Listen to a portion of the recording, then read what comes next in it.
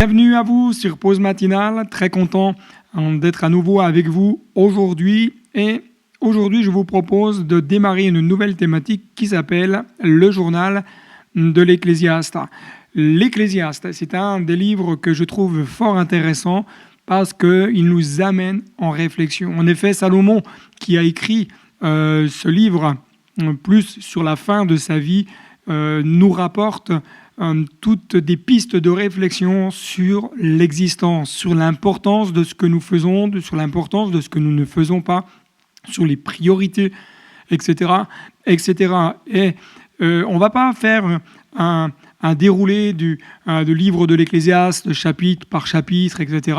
Mais nous allons directement attaquer ce matin au chapitre 3, puisque c'est un des textes que nous connaissons tous et même qui est parfois cité dans la bouche de bon nombre de personnes. Chapitre 3, verset 1, j'ai pris la traduction Parole de vie qui dit « Dans ce monde, il y a un temps pour tout et un moment pour chaque chose ».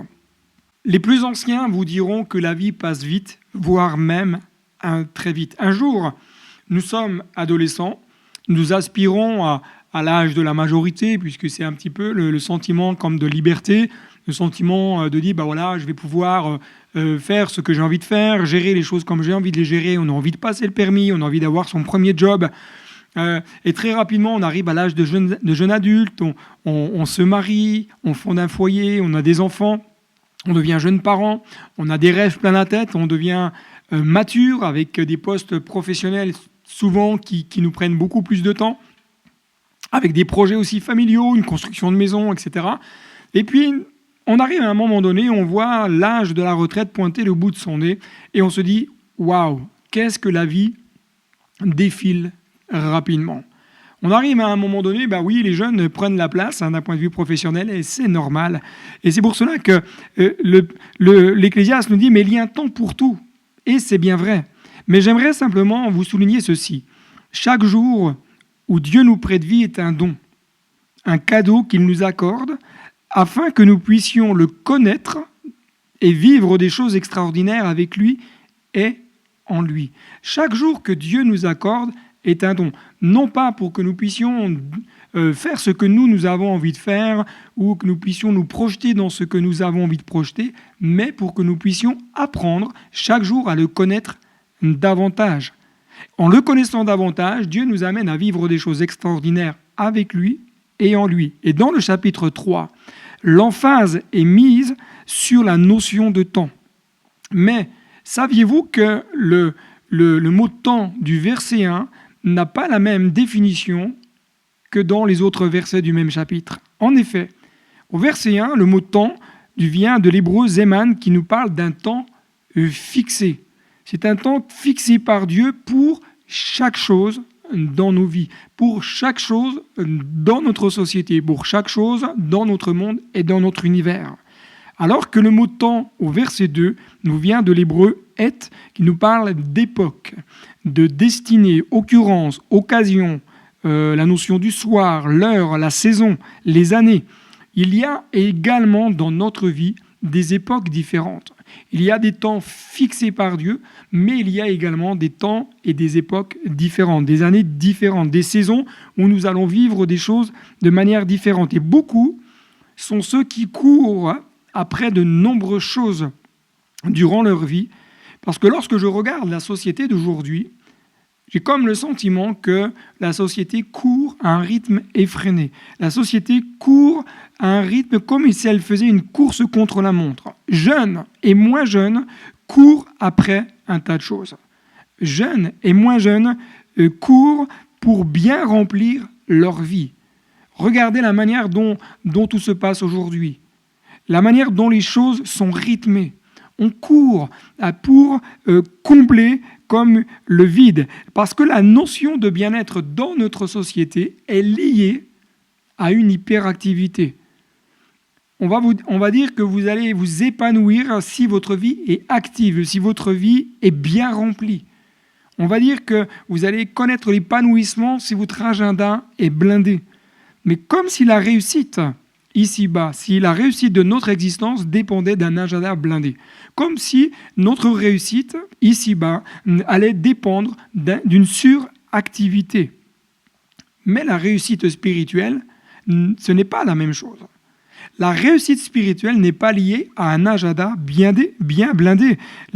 Notre réussite spirituelle n'est pas liée à toute forme d'activité. Comme si Dieu allait quelque part nous bénir davantage parce que nous avons un agenda bien rempli. Je vais peut-être vous bousculer un peu, mais j'aimerais vous dire ceci, que Dieu n'a que faire de notre agenda. Dieu ne va pas nous bénir, Dieu ne va pas nous visiter, Dieu ne va pas nous enrichir parce que nous avons un agenda blindé.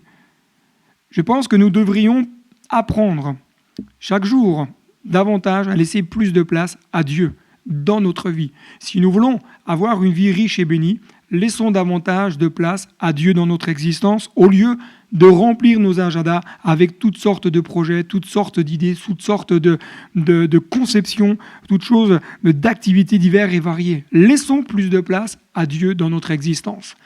Laissons plus de place à Dieu pour qu'il puisse nous parler par sa parole. Vous savez, je crois que beaucoup de personnes aujourd'hui ont parfois du mal à lire la Bible parce qu'ils sont dans une lecture, ce que j'appelle au kilomètre. On lit un chapitre, 2 chapitres, 3 chapitres, et on dit, c'est bien, j'ai pu lire ma Bible. Alors que Dieu veut nous parler, mot après mot, chapitre après chapitre. Mais simplement, nous ne prenons pas assez de temps pour laisser Dieu nous parler. Si nous laissons plus d'espace à Dieu dans notre agenda, nous arrêterons de courir après du vent. L'Ecclésiaste au chapitre 3, versets 12 à 13 nous dit « Ainsi je le sais, le seul bonheur pour eux, c'est de se réjouir et de profiter de la vie. Quand quelqu'un mange, boit et profite des résultats de son travail, c'est un don de Dieu. » Pourtant, nous devons aussi comprendre qu'en tant qu'enfant de Dieu, il est tout à fait normal de profiter du moment présent de la vie, de savoir souffler, de savoir aussi profiter de ce qu'il y a autour de nous. Profiter même du résultat de notre travail, du résultat des sacrifices parfois que l'on fait pour avoir peut-être une maison, pour avoir, je ne sais pas moi, un beau terrain ou avoir de belles vacances. Il est tout à fait normal de pouvoir profiter de ces choses-là. Mais simplement, nous devons considérer que tout est un don de Dieu. Tout est un cadeau que Dieu nous accorde. Et cela va nous amener à faire et à œuvrer, non pas pour notre propre gloire, mais pour la gloire de Dieu. Et parfois, certains chrétiens disent que ce n'est pas normal de profiter des doux moments de la vie que nous avons. Certains vont même vous dire que ce n'est pas normal d'avoir des loisirs, de partir en vacances, comme si nous étions moins spirituels parce que notre agenda n'est pas blindé de choses, entre guillemets, excusez-moi si je le dis comme cela, spirituelles. Mais prenons quelques moments pour nous poser. Lorsque je pars en vacances, lorsque je pars au bord de la mer ou à la montagne, c'est aussi un moment que Dieu m'accorde, une grâce, pour me reposer physiquement, moralement, spirituellement, pour me ressourcer, personnellement, mais aussi être en famille, avec nos enfants, avec notre conjoint. Tout est une question d'équilibre. Tout est une question d'équilibre et de priorité. L'Ecclésiaste dit au chapitre 3, verset 14, « Je le sais, tout ce que Dieu fait, cela dure toujours. Il n'y a rien à ajouter et rien à enlever. Et Dieu agit ainsi pour qu'on le respecte. L'œuvre que Dieu fait et accomplit est et sera toujours parfaite. Ce que Dieu fait en tout temps sera toujours parfait. C'est pour cela que l'Ecclésiaste dit « Il n'y a rien à ajouter et rien à enlever. » Et cela m'amène à me poser la question suivante que j'aimerais simplement vous poser. Ce que je fais, ou ce que vous faites, combien de temps cela va-t-il durer ? Nous devrions apprendre, à mon sens, à bâtir avec Dieu et non pas sans Dieu. Nous devrions apprendre à bâtir pour Dieu et non pour nous-mêmes. Nous devrions apprendre à bâtir avec les bons matériaux et non avec des matériaux qui ne durent pas. Lorsque je cours après le vent, je risque de connaître tôt ou tard une désillusion. L'auteur du livre aux Hébreux nous dit « Nous donc aussi, puisque nous sommes environnés d'une si grande nuée de témoins, rejetons tout fardeau et le péché qui nous enveloppe si facilement et courons avec persévérance dans la carrière qui nous est ouverte. Le mot carrière nous vient du grec agon, qui nous parle des jeux nationaux grecs de l'époque, où les acteurs devaient lutter et combattre pour un prix.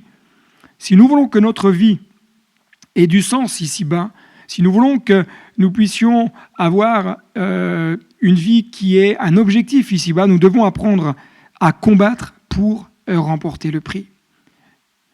Souvent, on dit que oui, tout est un don de Dieu, une grâce de Dieu, donc c'est un cadeau. Oui, c'est vrai, mais Dieu nous demande aussi de combattre. Dieu nous demande aussi d'être comme ces guerriers de l'époque qui étaient acteurs pour leur vie, acteurs pour leur existence, acteurs pour remporter un prix. Nous ne courons plus pour du vent, où nous savons que toutes ces choses de ce monde ne sont que éphémères, mais nous devons courir pour ce qui est à venir. Nous ne courons plus pour un prix ici-bas, mais nous courons pour le prix céleste, celui qui est à venir. Nous courons dans cette carrière, nous livrons ce combat pour un prix qui sera bien meilleur. Une vie éternelle, une vie de félicité, une vie de joie éternelle. Au chapitre 3, verset 17, l'Ecclésiaste dit « Je me suis dit alors, Dieu jugera celui qui agit bien et celui qui agit mal. En effet, il y a un temps pour tout, et il jugera chacune de nos actions. » Il y a un temps pour tout. Mon ami, il y a un temps pour tout. Je t'invite tout au long de cette journée et dans les jours à venir, peut-être à revoir les priorités qui sont les tiennes, à demander à Dieu qu'il puisse t'aider, parce qu'il y a un temps pour tout. Il y a un temps pour se réjouir, il y a un temps pour s'amuser, mais il y a aussi un temps pour travailler.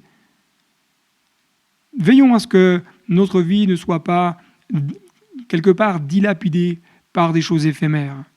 Mais soyons de ceux et celles qui ayons cet équilibre spirituel, c'est-à-dire qui vont savoir profiter des moments présents, de détente, de réconfort, aussi de jouissance de ce que nous avons ici-bas, mais également des temps où Dieu nous amène à lutter, à combattre, à aller de l'avant, à conquérir des terrains et à bâtir, non pas pour des choses ici-bas, mais pour les choses qui sont à venir.